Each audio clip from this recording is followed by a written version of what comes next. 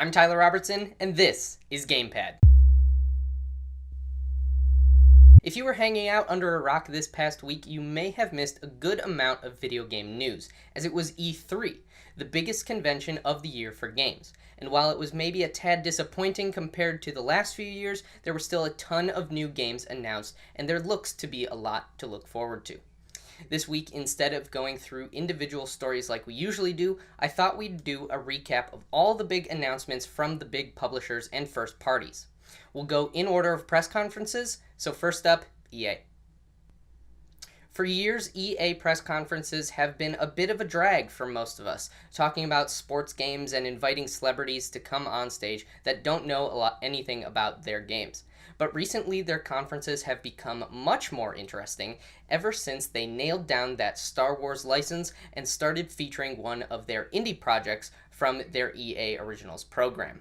So even though we had to sit through FIFA and Madden again, we also got detailed looks at some of the coolest looking games at E3 this year. Star Wars Battlefront 2 received its first gameplay trailer, giving us our first impression of what to expect from the sequel. First off, it looks gorgeous. Never have battle droids looked better. They are also introducing a class system for more varied soldiers and are making a lot of changes to the hero system. Instead of picking up a hero token in the environment, you'll earn battle points throughout the match, and once you have enough, you can spend them to become a hero.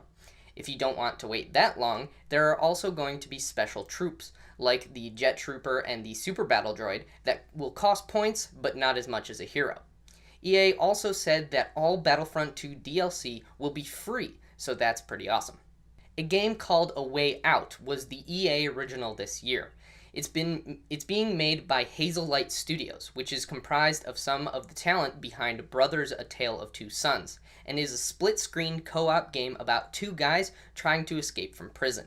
The couch co-op setup will be mandatory, so you and a buddy will have to sit down and tackle the escape together. What's interesting about A Way Out is how the dynamic split screen is. It's not always half and half. Sometimes the player on the left might only have a small sliver of the screen to themselves, while the player on the right takes up the rest. One player might even be in a cutscene while the other is still playing. It's pretty neat, so be sure to keep an eye on it. EA also owns BioWare, the developers behind the Mass Effect and Dragon Age series, who revealed their next venture into new IP at the show called Anthem. Anthem is very early in its development, but what they showed on stage was still pretty impressive. Anthem is a third-person shared world shooter in the vein of Destiny, but set in a more realistic future setting. I'm not trying to hate on Destiny's style, it's an awesome game, but its version of the future is much more fantastical and magical than Anthem. With its Iron Man suits called Javelins and its intriguing narrative, Anthem looks to be a pretty good Destiny competitor, and competition is always good. At the Xbox conference, Microsoft revealed their next console iteration, codenamed Project Scorpio, and is now geniusly called the Xbox One X. It's got all the teraflops, 6 to be exact, and can do HDR and 4K, and promises visual fidelity beyond your wildest dreams. Visually, it's much like the Xbox One S, but even smaller, and comes in black rather than white. It'll run you $500, which we learned is still taking a loss on each system.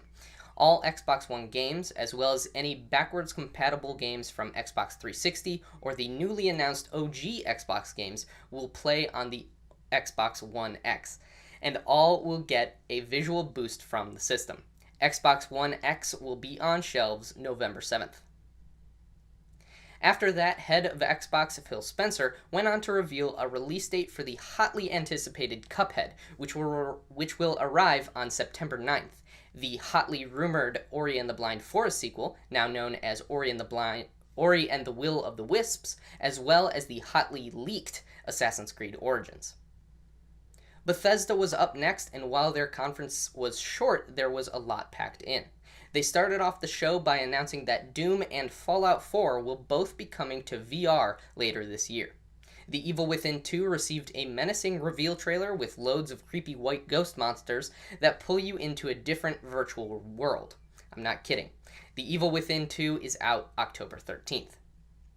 A new standalone DLC for Dishonored 2 will tell the story of Billy Lurk, now known as Megan Foster in Dishonored 2, as she attempts to free her long-lost mentor Dowd and kill the Outsider.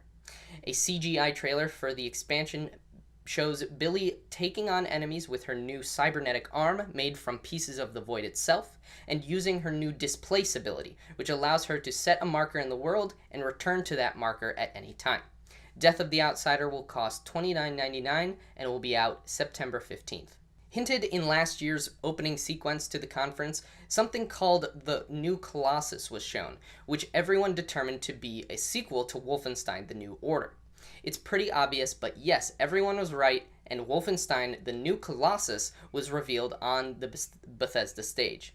A trailer showed the return of BJ Blazkowicz, but this time in America, where he'll team up with the rebellion there to take out the Reich. The New Colossus will come to PS4, Xbox One, and PC on October 27th.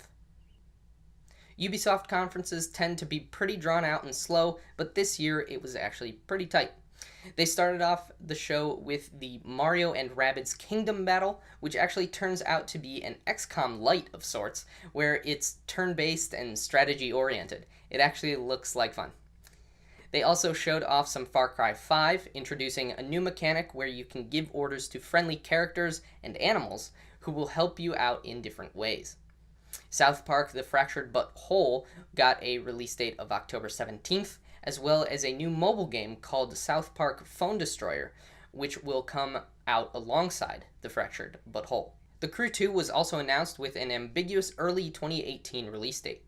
One fun tidbit about it is that you're going to be able to switch between land, sea, and air vehicles on the fly whenever you want. It's pretty ridiculous, but also a pretty awesome concept for an open-world driving game. Ubisoft revealed its long-rumored pirate IP, and it turns out to be a lot like For Honor, but with Assassin's Creed Black Flag ship combat. You'll play as the captain of a ship, teamed up with other players controlling their own ships, and you'll fight other teams of ships while you play objectives like collecting treasure. Teased at the end of the trailer, though, was a kraken, which may mean that there will be some sort of game mode where you fight a kraken? Who knows?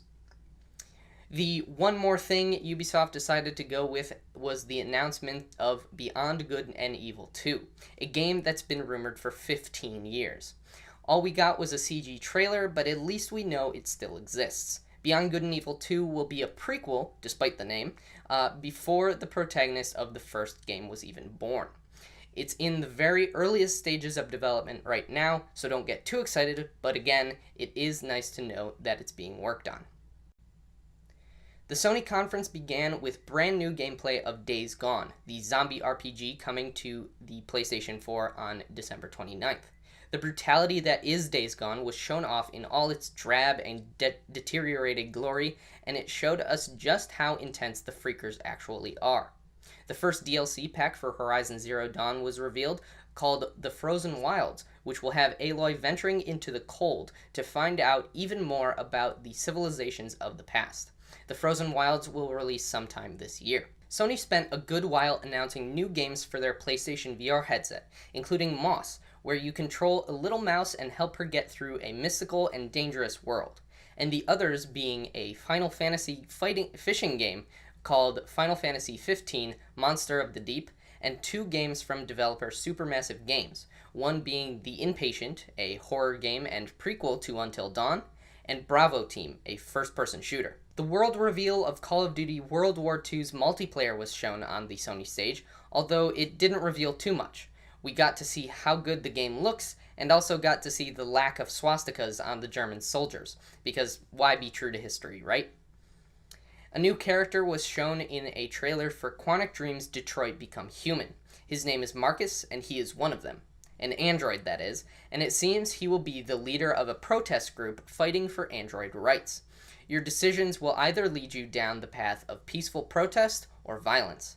Marcus is played by Grey's Anatomy actor Jesse Williams. God of War also received a lengthy gameplay trailer weaving between cutscene and gameplay as the story progressed. We saw how Kratos fights with his new weapons and abilities, and man, it is brutal.